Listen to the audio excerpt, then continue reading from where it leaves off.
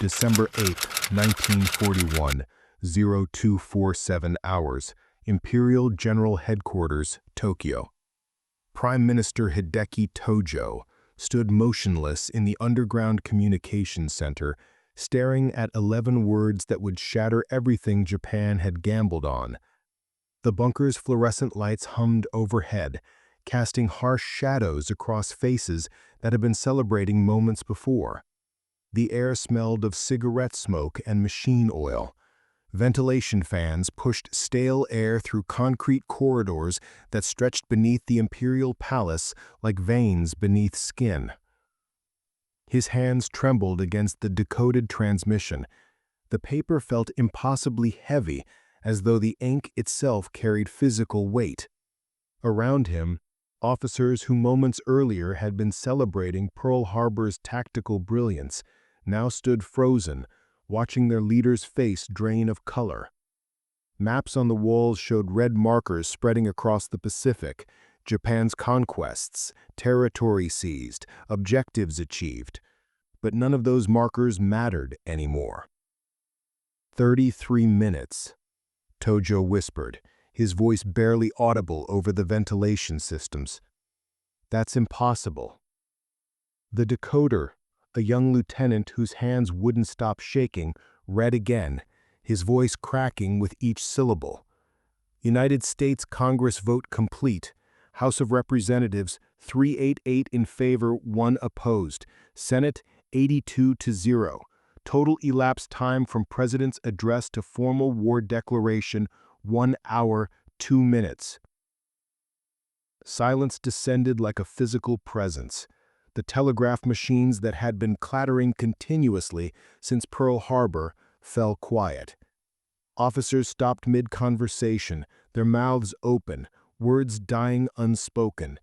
Even the ventilation fan seemed to quiet as though the building itself was holding its breath. Tojo read the transmission again and again.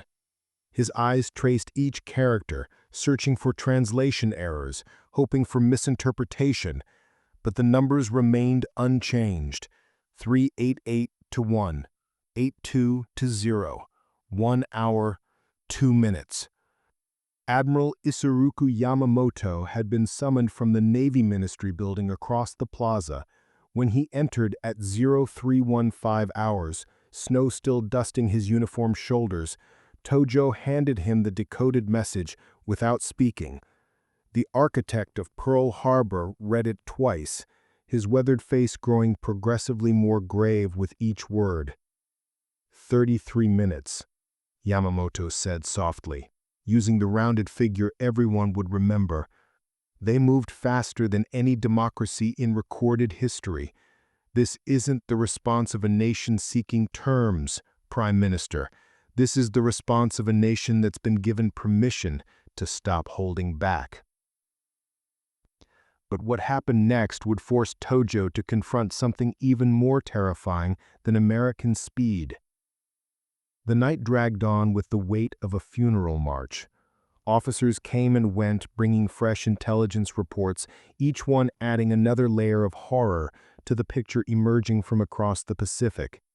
Coffee grew cold in cups, cigarettes burned down to ash in trembling fingers. The maps on the walls, so triumphant hours before, now looked like evidence of overreach. Foreign Minister Minister Tōgō arrived back at Imperial Headquarters at 0430 hours, summoned from his residence by motorcycle courier. He burst through the command center doors, breathing hard, his formal attire hastily assembled, his leather portfolio so full of cables and newspaper translations that papers jutted from every corner. His normally composed diplomat's face had collapsed into something raw and frightened. Prime Minister, you need to see these immediately. Togo's voice carried urgency that bordered on panic, something Tojo had never heard from the foreign minister before. Togo spread documents across the conference table like evidence at a trial. His hands moved quickly, sorting cables by timestamp, arranging newspaper translations by geographic origin. The first document was a translation from the New York Times, printed just hours after Roosevelt's speech, The headline consumed the entire front page in letters 3 inches tall: War. But the article beneath carried something more disturbing than the headline. Not debate about whether war was justified, not discussion of diplomatic alternatives, not editorial caution about the cost of global conflict, just absolute, unified, furious demand for retaliation that read like a blood oath.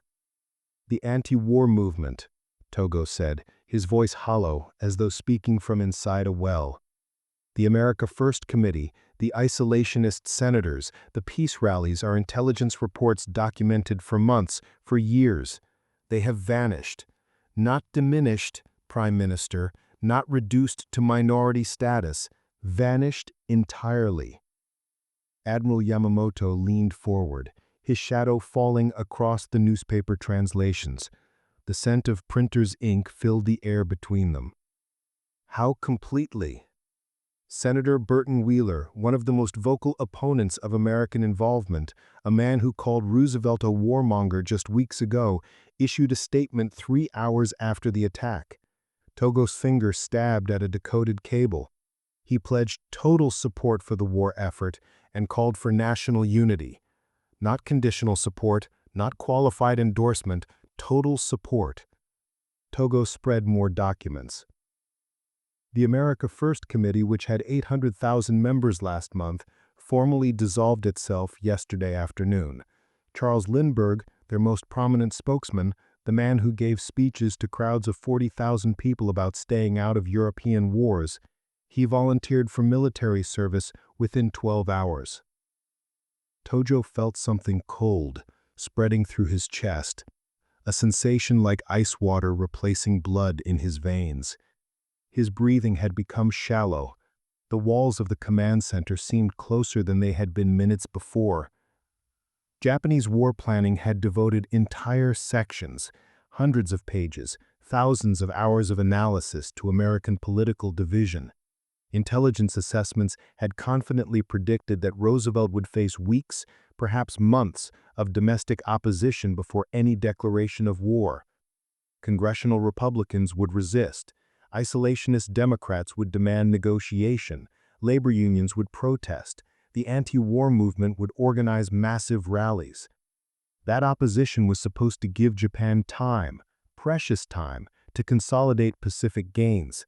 Time to build defensive positions that would make American counteroffensives prohibitively costly. Time to force negotiations from a position of strength. "What else?"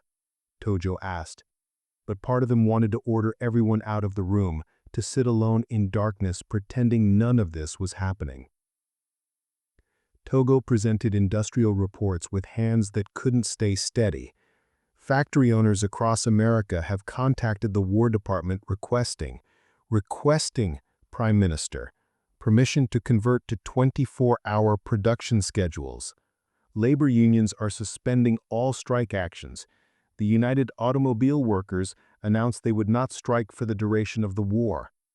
General Motors has offered to halt all civilian automobile production immediately and convert every facility to military manufacturing. War Minister Hajime Sugiyama, who had been silent until now, spoke carefully.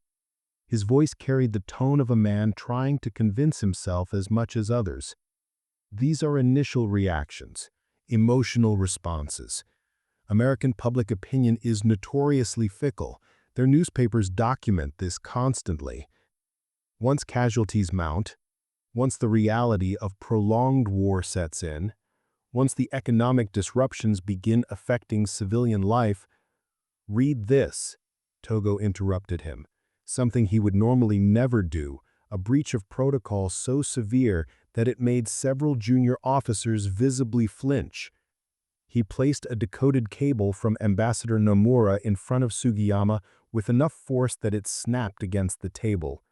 Dated November 28th, 9 days before our attack, Nomura explicitly warned us that United States unity was being dangerously underestimated. He stated in writing, Prime Minister, that a direct attack on United States territory would produce immediate and total national cohesion.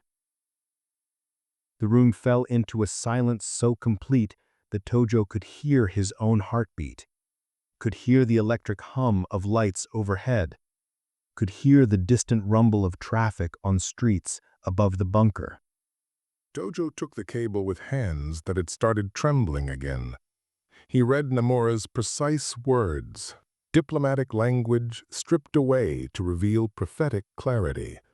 The ambassador had been clear, had warned explicitly about underestimating American national character, had predicted exactly this response. Yet Tojo remembered the Imperial Conference where this report had been discussed. He could see the room, smell the incense, hear the dismissive comments. The consensus had been that Nomura, having lived in America too long, had been influenced by American propaganda. His warnings had been filed away as the overcautious concerns of a diplomat too close to his subject, too sympathetic to his host country. "How many other reports did we dismiss?" Tojo asked quietly, the question more to himself than anyone present. Tobo opened another folder, this one thicker, stuffed with papers that spilled across the table. 17 cables from Nomura over the past 6 months, all expressing concern about American industrial capacity and national character. 12 reports from our military attachés warning that American military readiness was higher than estimated. 8 assessments from neutral observers suggesting that American isolationism was political theater, not genuine weakness. Cabinet Secretary Hoshino, responsible for compiling intelligence summaries for the Supreme War Council, looked physically ill. His face had gone gray, sweat beading on his forehead despite the bunker's chill.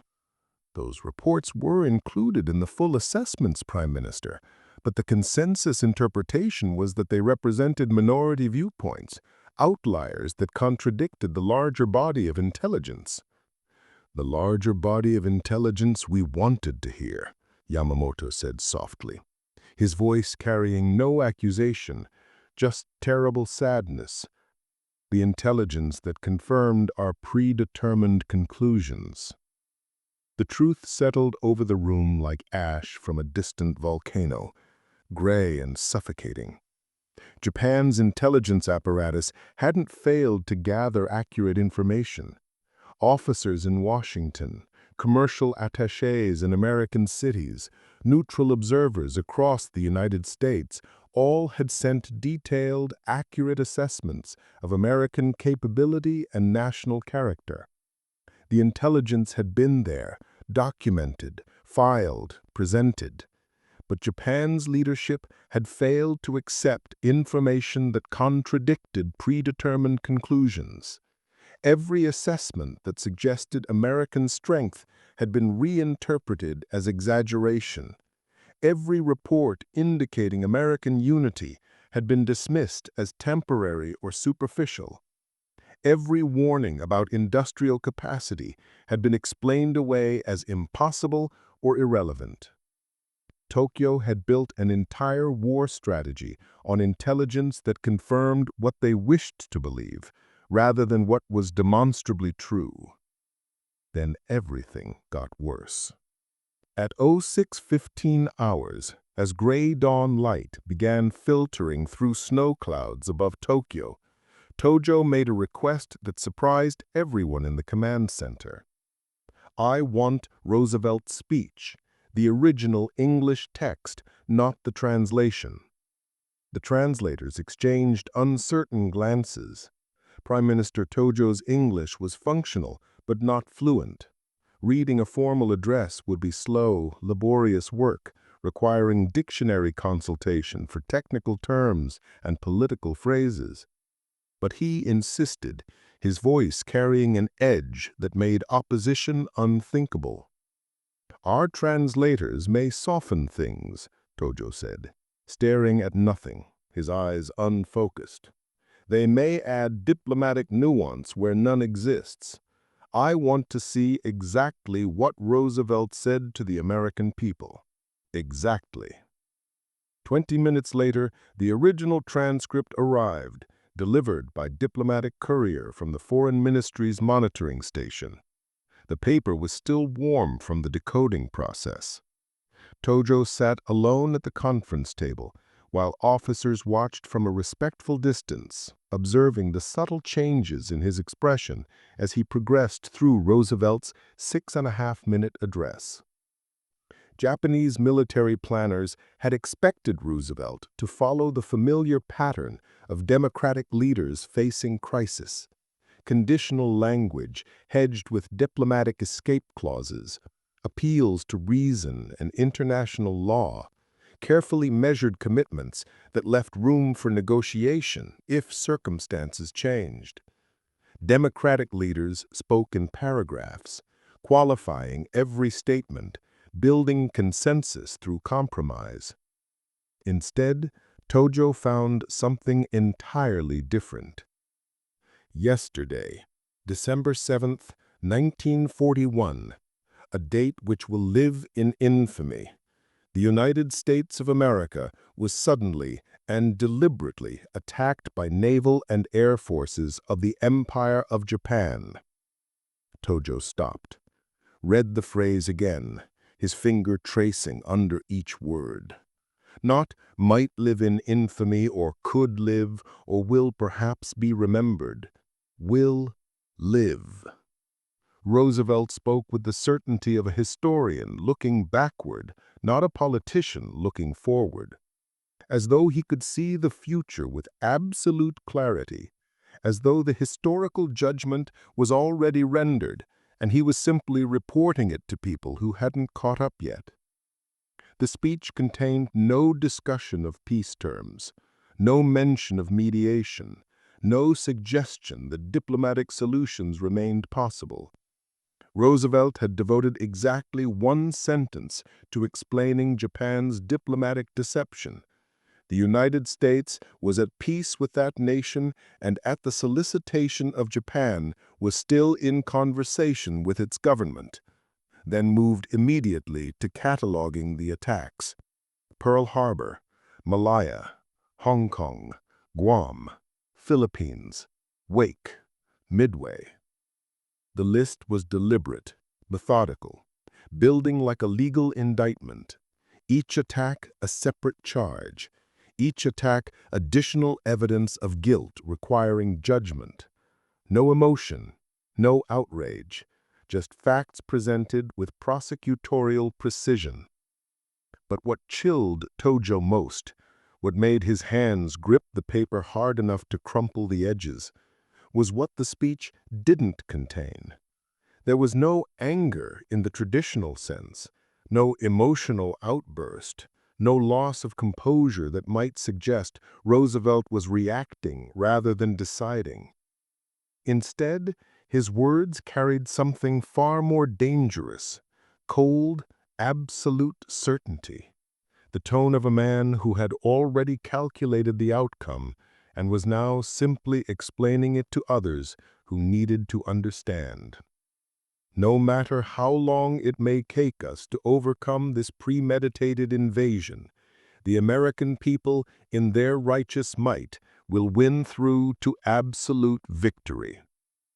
Absolute victory.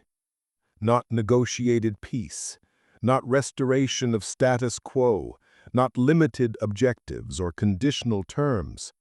Absolute victory. The phrase tolerated no interpretation, allowed no compromise. Admiral Yamamoto entered the command center at 0700 hours, summoned from the Naval General Staff building across the plaza. Fresh snow covered his shoulders and cap. Tojo handed him the speech, without speaking, without looking up, his eyes still fixed on Roosevelt's words. Yamamoto read it standing, his weathered face, scarred from decades of naval service, weathered by Pacific winds, growing progressively more grave with each paragraph. When he finished, Yamamoto set the papers down gently, as though they might detonate if handled roughly. Admiral, I have read many declarations of war, German, French, British, Russian. This is not a policy speech. This is a funeral oration. Tojo looked up sharply. Explain. In ancient times, when Japanese lords declared absolute war, the kind where no negotiation would be entertained, no mercy offered, no surrender accepted, they spoke in this manner, stating outcomes as though they had already occurred, speaking from the perspective of inevitable victory. He paused, choosing his next words carefully. Roosevelt is not asking the American people for support. He is informing them of a decision that has already been made at a level beyond politics. He met Tojo's eyes directly. He speaks like a man who has looked into the future and seen our defeat, and believes it absolutely. Not hopes for it, not aims for it, sees it as historical fact. Foreign Minister Tōgō had been listening from the doorway. He stepped forward with more cables. The speech was broadcast nationwide on every radio network simultaneously. Early estimates suggest 60 million Americans heard it live, the largest audience in American broadcasting history. What was their response? War Minister Sugiyama asked. Recruitment stations were overwhelmed within hours. In New York, volunteers formed lines around city blocks, lines that stretched for miles. Similar reports from Chicago, Los Angeles, Detroit, Philadelphia, every major city. Tōgō consulted his notes with shaking hands. The American networks are replaying the speech continuously, every hour. Newspapers are printing the full text in special editions.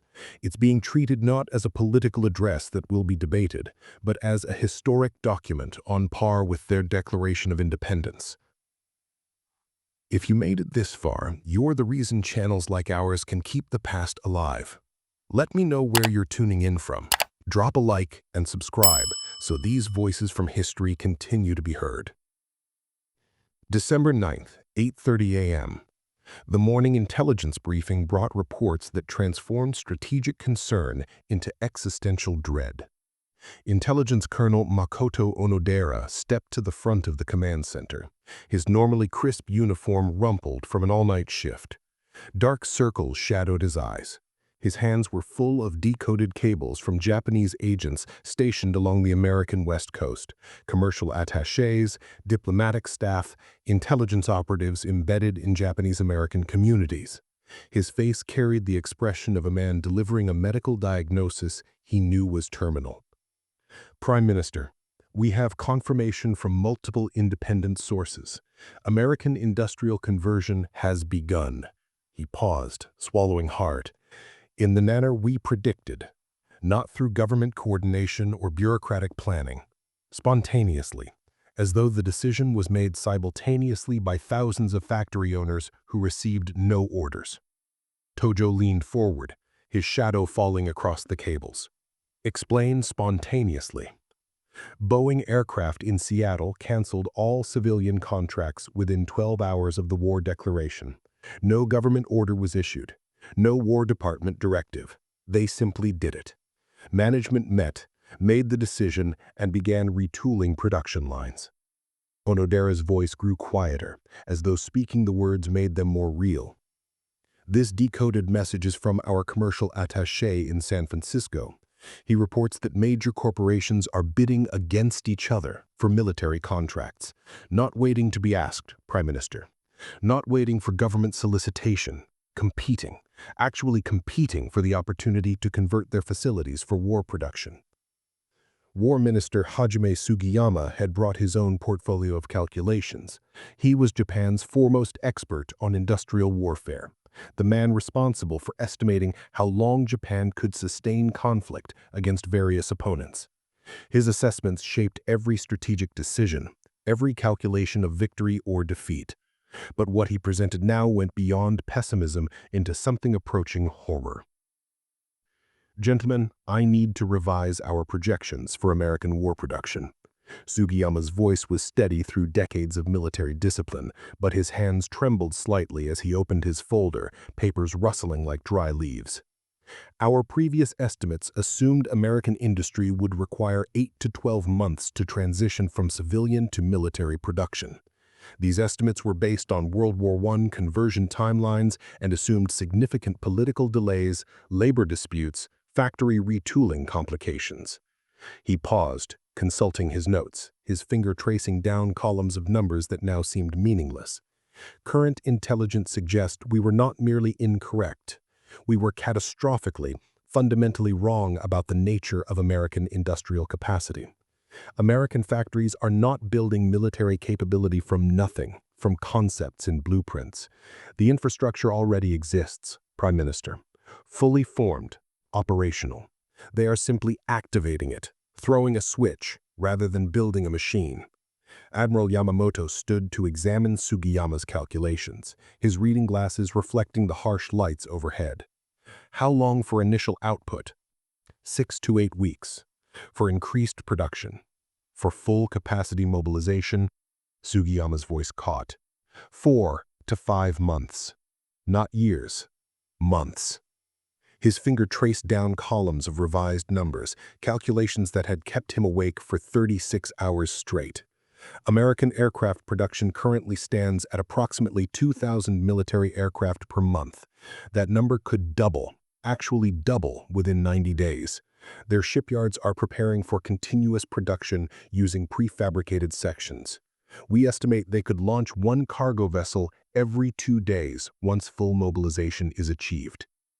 The room absorbed this in stunned silence. One cargo vessel every 2 days. The number seemed impossible, absurd, beyond the capacity of any nation in human history. General Motors operates 110 factories across America. Ford has 40 major facilities. Chrysler has 28.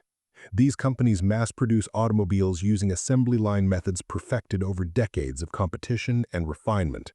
Converting those techniques to military production does not require building new capacity. It requires changing what moves down the assembly line, replacing automobiles with tanks, car engines with aircraft engines. Tojo felt that cold sensation again, spreading through his body like ice water in his veins, like paralysis moving from fingers to hands to arms. His carefully constructed war strategy, presented to the emperor with such confidence, was disintegrating before his eyes. Our strategy assumed American hesitation would give us time, Tojo said, his voice barely audible. Yes, Prime Minister, 6 to 8 months minimum. Time to fortify our positions, to make American counteroffensive so costly they would seek negotiation. How much time do we actually have? Sugiyama met his eyes directly. No diplomatic hedging, no softening of the blow. If current mobilization speeds are accurate, and our sources are independent and consistent, American military production will surpass Japan's total capacity within 4 months. Within 8 months, they will be outproducing us by margins that make numerical comparison meaningless.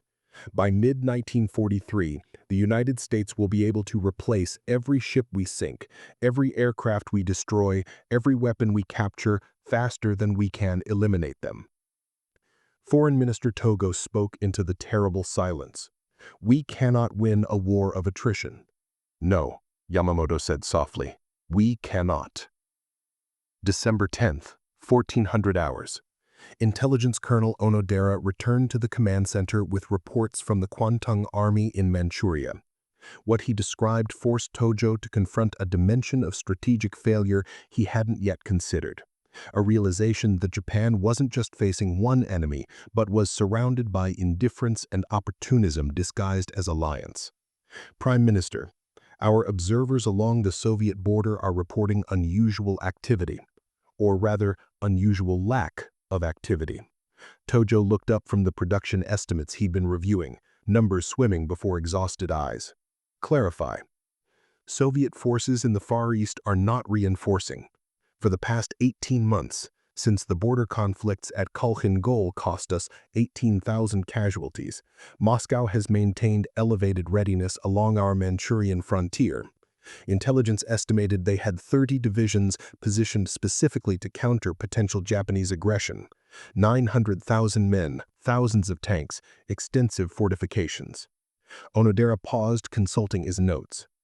As of December 8th, those forces have begun standing down, not withdrawing entirely, but reducing alert status systematically. Our signal intelligence indicates Soviet commanders are receiving orders to maintain defensive postures only. No offensive preparations, no mobilization indicators, no aggressive patrolling. Admiral Yamamoto stood abruptly, his chair scraping against concrete. Standing down during wartime, while their potential enemy is fully engaged elsewhere. Precisely. They're not threatening us, Prime Minister. They're relieved. Foreign Minister Tōgō understood immediately. His face went pale, ashen gray in the fluorescent light. Stalin is relieved. We just solved his greatest strategic nightmare. Explain, Tojo demanded, his voice sharp. Tōgō walked to the massive wall map showing the entire Eurasian continent, 20 feet across, showing territory from London to Tokyo, from the Arctic Circle to the Indian Ocean. His finger traced the line from Moscow westward to the German front, where Wehrmacht divisions were frozen outside Moscow in temperatures that would kill tens of thousands. Then eastward to Manchuria, where Japan's Kuomintang army sat poised. The Soviet Union has been fighting a two-front nightmare since Germany invaded in June. Operation Barbarossa. 3 million German troops crossed the Soviet frontier. Their greatest strategic fear, the nightmare keeping Stalin awake every night, was that Japan would attack from the east while they were engaged in existential combat in the west. Stalin has kept massive forces in Siberia for exactly that contingency. Forces desperately needed against Germany, but unavailable because of us. His finger stopped at Pearl Harbor's marked position. We just solved his problem, Prime Minister. By attacking America instead of the Soviet Union, we have guaranteed Stalin can focus everything, every division, every tank, every resource on Germany. We have eliminated his strategic dilemma at no cost to him. The implications settled over the room like a physical weight, pressing down on shoulders, making breathing difficult. Germany is equally pleased, Yamamoto added quietly, bitterly. They have been pressuring us for months to enter the war against Britain and America. They welcome any action that draws American attention and resources away from Europe. Berlin is celebrating our attack, celebrating that we volunteered to absorb American military attention while providing Germany no burden, no obligation. Tojo stood motionless, staring at the map, seeing the strategic landscape with terrible new clarity. The tripartite pact between Japan, Germany, and Italy had been signed with great ceremony in September 1940.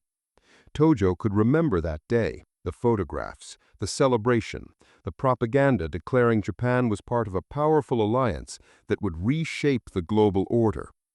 Japanese newspapers had celebrated it as proof that Japan was not alone, that the Axis powers would stand together against their enemies. But the reality crystallizing before him was entirely different, grotesquely different. Germany wanted Japan to fight America, so America couldn't help Britain or potentially threaten German operations. The Soviet Union was grateful Japan attacked America because it meant Japan wouldn't attack them. Italy was barely relevant, struggling in North Africa and the Mediterranean, requiring German support just to survive. Japan stood alone. Assess our strategic position honestly, Tojo said, his voice barely above a whisper. Remove all optimistic assumptions. Remove all wishful thinking. What is our actual situation? Colonel Onodera consulted his notes, but his words came slowly, carefully, each one weighted with significance. Prime Minister, Japan is now engaged in total war with the United States, which possesses industrial capacity 10 times our own, perhaps more. we maintain hostile relations with the Soviet Union, which pins down our Kwantung Army, 800,000 men, in Manchuria. We are occupying China, which requires another 800,000 troops to maintain control and shows no signs of surrender. Our German allies are focused entirely on Europe and provide no material support, no coordination, no assistance for Pacific operations. Cabinet Secretary Hoshino added what everyone was thinking, but no one wanted to say out loud. Our offensive has solved everyone else's strategic problems while creating an unsolvable one for ourselves. Germany benefits, the Soviets benefit, even Britain benefits from American entry. Everyone benefits except us. Tojo returned to the map, studying the colored markers representing Japanese forces scattered across conquered territory.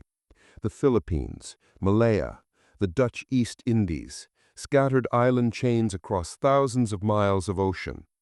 All these conquests suddenly looked different, not like strategic achievements establishing defensive depth, not like resource areas supporting prolonged conflict. They looked like overextension, like targets, like a perimeter so vast it couldn't be defended against an enemy with unlimited industrial resources. Japan had flung its forces across thousands of miles of ocean, stretched its supply lines to the breaking point, committed its military power to occupying hostile populations at the exact moment it had awakened an enemy that could outproduce Japan by orders of magnitude. And it had done so alone, while every other major power on Earth had benefited from Japan's decision. December 11th. 11:30 hours, the Imperial Palace.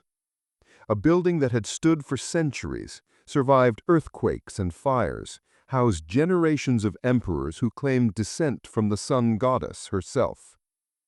Tojo walked through corridors he'd traversed dozens of times as prime minister, but today the familiar path felt different, foreign, like approaching judgment rather than consultation. Wooden floors creaked beneath his feet. Incense smoke drifted from unseen ceremonies.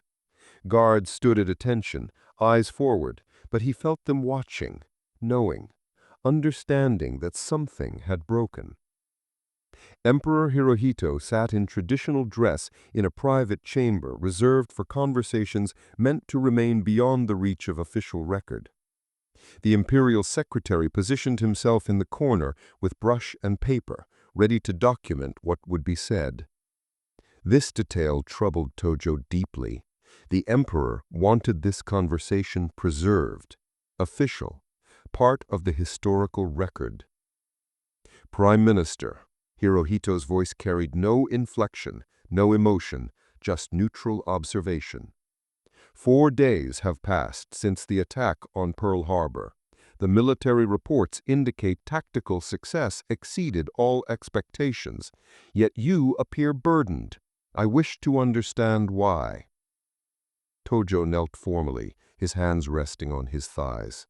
For a long moment he couldn't speak, couldn't find words adequate to explain the collapse of certainty he'd experienced in the underground command center, the disintegration of every assumption that had guided Japan to war. Your Majesty, the attack achieved all tactical objectives. 6 American battleships destroyed or severely damaged, their Pacific fleet crippled, hundreds of aircraft eliminated. Our forces suffered minimal casualties, 29 aircraft, 5 midget submarines. By every military measure, Pearl Harbor was a decisive tactical victory. He paused, struggling with what came next. The words felt like confession, like admitting fundamental failure before the descendant of gods. But the American response has revealed assumptions in our planning that were fundamentally incorrect. The Emperor's expression didn't change. What assumptions? We believed America was politically divided, Your Majesty. Our intelligence indicated powerful isolationist movements, fierce opposition to overseas conflict, a democratic system that would require weeks or months of debate before acting decisively. The American Congress declared war in just 1 hour, not 1 week, not 1 month, 1 hour. The House of Representatives voted 388 to 1. The Senate was unanimous, 82 to 0. Hirohito leaned forward slightly, a small movement but significant for an emperor trained from birth in absolute stillness. Did the American response match your expectations? The question was simple, direct, impossible to evade with diplomatic language or military jargon. Tojo felt 4 days of accumulated dread crystallize into this single moment of truth before his emperor. No, Your Majesty, it matched none of our expectations. The words came faster now, as though a dam had broken, as though confession could somehow undo the catastrophe. We predicted paralysis. We found instant unity. We predicted political division. We found national cohesion unprecedented in democratic history. We predicted industrial hesitation. We found immediate mobilization. President Roosevelt's speech contained no discussion of negotiation, no diplomatic language, no suggestion of limited objectives. He spoke of absolute victory with the certainty of a man stating historical fact, not making political promises. Tojo's hands were shaking visibly now, tremors he couldn't control. He pressed them harder against his thighs, trying through physical force to stop the trembling that betrayed his fear. We believed American democracy made them weak, that their love of peace indicated lack of martial spirit, that their debates and divisions meant inability to act decisively. But we failed to understand a fundamental truth, Your Majesty. He paused, forcing himself to continue. Democratic nations at peace are slow to anger. They debate. They hesitate. They seek alternatives to violence. But once awakened, once fully committed, his voice caught. Once awakened, they possess resources and unity authoritarian systems cannot match. They fight not through compulsion, but through genuine national unity. The Imperial Secretary's brush moved steadily across paper, recording each word in elegant calligraphy. Tojo knew these words would exist in palace archives as long as the empire survived, preserved as evidence of the moment when Japan's leadership confronted the magnitude of their miscalculation. Your Majesty, I must speak a difficult truth. His voice dropped to barely above a whisper. Your Majesty, I fear we have initiated a conflict we cannot control, a war we cannot win, a tragedy we cannot stop. Emperor Hirohito studied him for a long moment.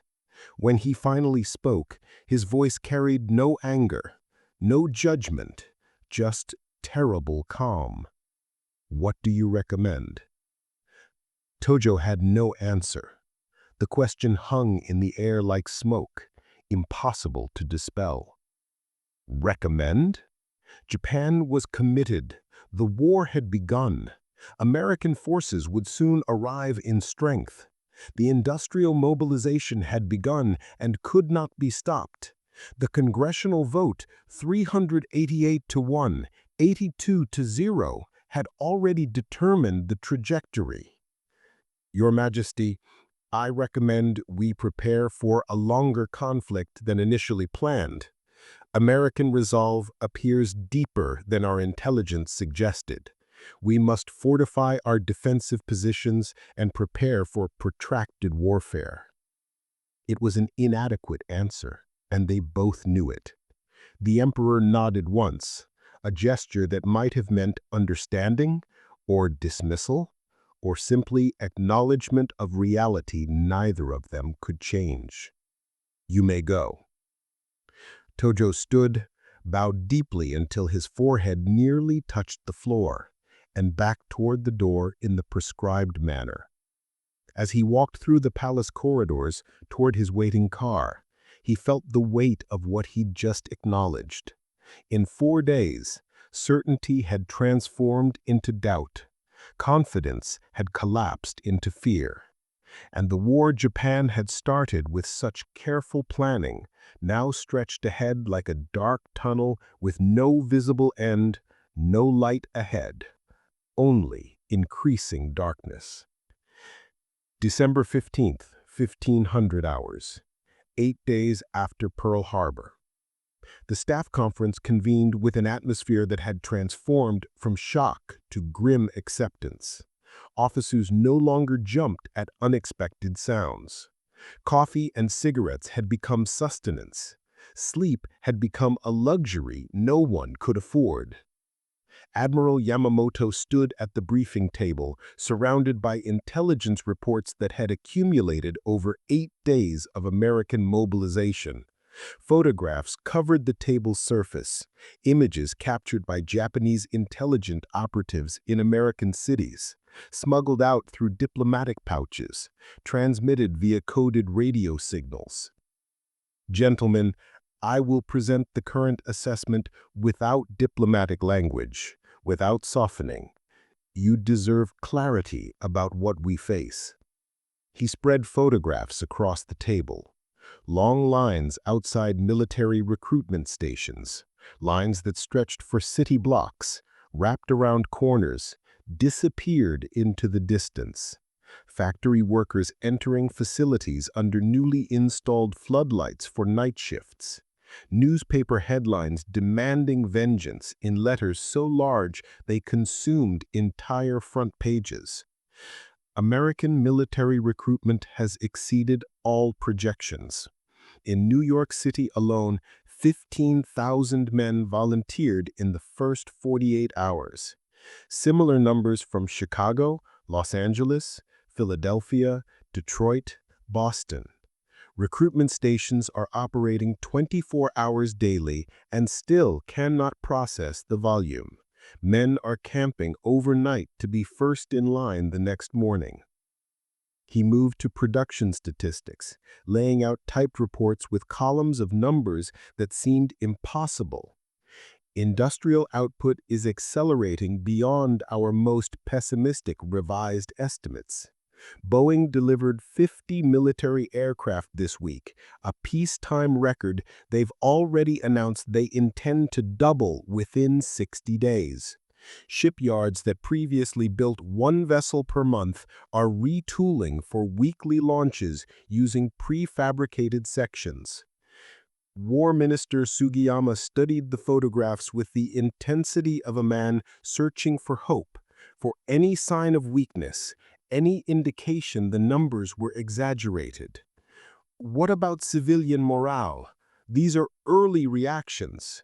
Once the reality of war sets in, once casualty lists begin arriving, once rationing starts affecting daily life, surely then. Civilian morale is hardening, not fracturing, Yamamoto interrupted. His voice carried absolute certainty. War bond drives are exceeding targets by 40%. Rationing programs are being implemented voluntarily before government mandates. Women are volunteering for factory work in numbers that suggest American industrial capacity could expand beyond our revised estimates. Every indicator, every single indicator across dozens of sources suggests American society is unifying further with each passing day, not dividing. Tojo had been silent throughout the briefing, but now he spoke quietly, his voice carrying the weight of 8 sleepless nights. Admiral, before Pearl Harbor, you warned us. I remember the meeting. I remember dismissing your concerns as excessive caution. What did you say? Yamamoto's expression carried no satisfaction at being proven correct, only deep sadness that seemed to age him years. I expressed concern that we might awaken a sleeping power and give it terrible resolve. "You were dismissed as overly cautious," Tojo said. "I was among those who dismissed you. I was wrong. I was wrong to let myself be dismissed, Prime Minister. I should have insisted. I should have resigned in protest if necessary." His hands rested on the intelligence reports, fingers spread across photographs of American determination. "We did not destroy American capability at Pearl Harbor. We destroyed American hesitation. We didn't cripple them. We freed them to use capabilities they'd been voluntarily restraining." December 20th brought the final comprehensive intelligence assessment. Chief Intelligence Officer Colonel Onodera presented it at 0900 hours, his face carrying the expression of a physician delivering a terminal diagnosis, not asking the patient to fight harder, just explaining what would happen next. "Prime Minister, this report synthesizes 2 weeks of observation across all intelligence channels, military attachés, commercial observers, signals intelligence, neutral sources, diplomatic staff. I will summarize the key findings." He opened the document, reading selected passages in a voice that had lost all inflection, become purely mechanical. "American war bond drives have raised $1.3 billion, exceeding government targets by 40%. Factory output has increased 23% in 2 weeks, not 2 months or 2 years, but 2 weeks. Military volunteers continue at rates that suggest sustained public commitment rather than temporary emotional response. Most significantly, American civilian morale shows no signs of erosion or division. Where we predicted war weariness, we observe determination intensifying." The report's conclusion occupied a single page. Onodera read it slowly, each sentence landing like a physical blow, like stones dropped into still water. "Japanese strategy assumed American democracy created weakness, division, debate, inability to sustain long conflicts, political paralysis in crisis. 2 weeks of observation forces a revised assessment. Democracies at peace are indeed slow to mobilize. They debate, they hesitate, they prefer negotiation to conflict. But democracies at war, once fully committed, prove capable of total mobilization that authoritarian systems cannot match. They fight not through compulsion or fear, but through genuine national unity directed toward shared purpose." Onodera looked up from the page, his eyes meeting Tojo's directly. The assessment concludes that America's industrial capacity, combined with demonstrated national unity, creates a situation where Japanese victory becomes mathematically impossible, regardless of tactical brilliance, regardless of sacrifice, regardless of defensive preparation. We cannot sink ships faster than they can build them. We cannot destroy aircraft faster than they can produce them. We cannot kill soldiers faster than they can recruit and train them. Tojo took the report, his hand steady now. The trembling that had plagued him since December 8th had stopped, replaced by terrible clarity. He read the final paragraph himself, words that would haunt him for the rest of his life. He set it down carefully, precisely in the center of the conference table. "The vote was our defeat," Tojo said quietly. "Those 388 to 1 and 82 to 0 votes weren't just procedural formalities or political theater. They were the moment when American restraint transformed into American commitment. Everything that followed, the industrial mobilization, the recruitment surge, the hardening public resolve, was inevitable once Congress acted. The war's outcome was determined not at Pearl Harbor, but in Washington, in a congressional chamber, in 1 hour and 2 minutes. Yamamoto spoke into the silence that followed. "Pearl Harbor's tactical success doomed us strategically. We destroyed ships we could count, 8 battleships, 3 destroyers, hundreds of aircraft, but we awakened capacity we cannot measure, cannot counter, cannot survive." The 33 minutes, the rounded figure everyone would remember, that Japanese planners had dismissed as impossible, became the defining moment of the Pacific War. Not the bombs falling on Pearl Harbor on December 7th, not the tactical victories that would follow across the Philippines and Southeast Asia, not the battles yet to be fought across thousands of miles of ocean from Midway to Okinawa. The war's outcome was decided in a congressional chamber in Washington, D.C., when 388 representatives and 82 senators moved with speed that shattered every assumption Japan had built its strategy upon. Tojo stood at the map wall one final time, December 20th, studying the colored markers showing Japanese territorial conquests. The Philippines, where fighting continued; Malaya, where British forces were retreating; the Dutch Indies, where oil fields were being seized; Hong Kong, already conquered; scattered island chains across the Pacific, each one represented by a small red marker. All these conquests, achievements that had cost thousands of Japanese lives, represented decades of planning, seemed to fulfill Japanese strategic vision, suddenly looked different. Not like strategic achievements, creating defensive depth, not like resource areas that would sustain prolonged conflict, not like positions that Japan couldn't possibly defend against an enemy with unlimited industrial resources and absolute national commitment. Japan had flung its forces across thousands of miles of ocean, stretched supply lines to the breaking point, committed hundreds of thousands of troops to occupying hostile populations at the exact moment it had awakened an enemy capable of outproducing Japan by orders of magnitude. The mathematics were inescapable, undeniable, fatal. Within 18 months, American factories would be producing more ships, more aircraft, more weapons than Japan could ever hope to destroy.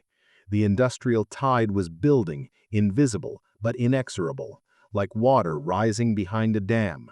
And nothing, no tactical brilliance, no sacrifice, no Bushido spirit, no defensive preparation, could stop it.